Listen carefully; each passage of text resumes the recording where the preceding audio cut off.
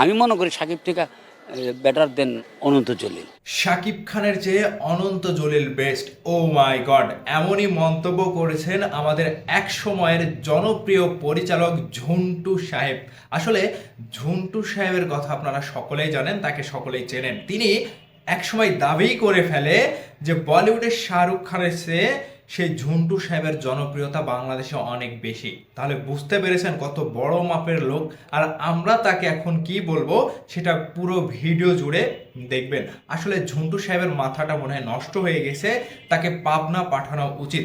আজকে তিনি শাকিব খান এবং অনন্ত জলিলকে একই কাতারের নায়ক ভাবছেন এবং তিনি বলছেন যে শাকিব খানের চেয়ে অনন্ত জলিল বেস্ট। তার কারণটা কি? তার কারণ হিসেবে তিনি যেটা বলছেন যে বর্তমানে শাকিব খানকে নিয়ে সকল প্রযোজক পরিচালক শাকিব খানের কাছে যেতে পারে না। তার কারণ কি? তার কারণটা হচ্ছে শাকিব খানকে নিয়ে সিনেমা তৈরি করতে গেলে অনেক বাজেট লাগে, আর অনন্ত জলিলকে দিয়ে সিনেমা করতে গেলে তেমন বাজেট লাগে না। এখানে তাহলে শাকিব খান অনন্ত জলিলের চেয়ে কি নিচে? অনন্ত জলিল কি শাকিব খানের চেয়ে উপরে? আসলে কোন আঙ্গিকে, কোন ধারায় থেকে, তার কোন বুদ্ধি থেকে তিনি বলছেন যে শাকিব খানের চেয়ে অনন্ত জলিল বেস্ট? অনন্ত জলিল তিনি তো নায়ক না, তিনি কোনো দিক থেকে নায়ক না। তার কার্টুন মার্কা চেহারা, তার চুলের স্টাইল, তার দাড়ির স্টাইল সবকিছু দেখে মানুষ তাকে কার্টুন মানব বলে চিহ্নিত করে। এখানে অনন্ত জলিলের নিজের কোনো প্রায়োরিটি নাই। শাকিব খান হচ্ছে সেই নায়ক, বাংলাদেশের সিনেমা ইন্ডাস্ট্রিতে একমাত্র নায়ক শাকিব খান। আর পরিচালক ঝন্টু সাহেব এসে এর আগেও অনেক ভুলভাল মন্তব্য তিনি ছড়িয়েছেন।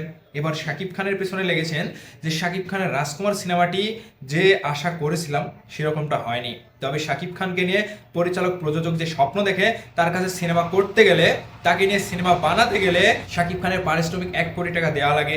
এই জায়গা থেকে অনন্ত জলিল এত টাকা নেয় না। আসলে অনন্ত জলিলের সিনেমা কি এত টাকা ব্যবসা দিতে পারে শাকিব খানের যে সিনেমা ব্যবসা দেয়? কিন্তু ঝন্টু সাহেব বরাবরই এরকম ভাবে মন্তব্য করে শাকিব খানকে নিয়ে। আসলে সাকিবিয়ানরা ঝন্টু সাহেবকে কি বলে? পাগল। ঝন্টু সাহেবের মাথা নষ্ট হয়ে গেছে।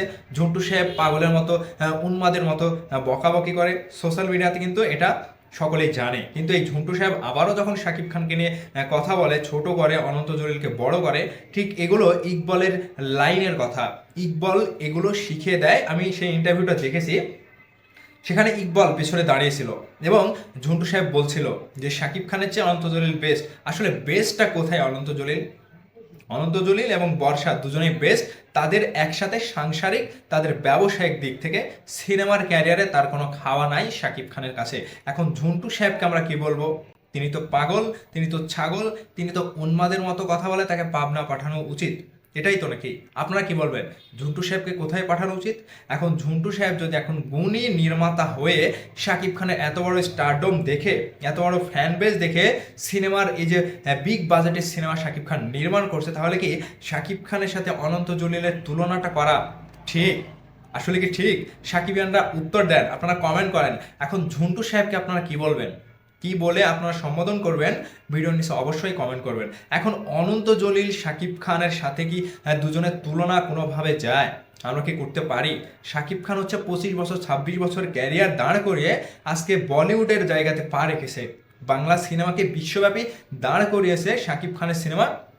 সারা বিশ্বব্যাপী একটা রাজ করছে। এটা কি ঝন্টু সাহেবের চোখে পড়ে না? বাংলাদেশের লো বাজেটের সিনেমা দিয়ে আপনি কোথায় চালাবেন?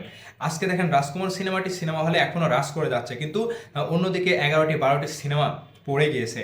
আর সেখানে যদি অনন্ত জলিলের সিনেমা থাকতো, তাহলে অনন্ত জলিলের সিনেমাটি কোথায় যেত আমার বুঝে আসছে না। তাকে কেউ খুঁজেই পেত না। আর ঝন্টু সাহেব যখন শাকিব খানের সাথে অনন্ত জলিলের তুলনা করে, এটা বোকামি ছাড়া আর কিছুই নয়। তো ঝন্টু সাহেবকে বলতে চাই যে আপনি মুরব্বী মানুষ, মুরব্বীর মতো, মুরব্বীর যে একটা ভাব, সেটা মান সম্মান বজায় রেখে কথা বলবেন। সাকিবিয়ানরা কিন্তু আপনাকে ধরলে ছাড়বে না ঝন্টু সাহেব। তো আপনাদের উদ্দেশ্যে বলতে চাই, সাকিবিয়ানরা পরিচালক ঝন্টু সাহেবকে আপনাদের মতামত থেকে, আপনাদের অভিজ্ঞতা থেকে, আপনাদের মনে কি চাইছে ঝন্টু সাহেবকে আপনারা ভিডিওর নিচে কমেন্ট করে অবশ্যই বলবেন। ভালো থাকবেন, সুস্থ থাকবেন, আমার জন্য দোয়া করবেন। আসসালামু আলাইকুম।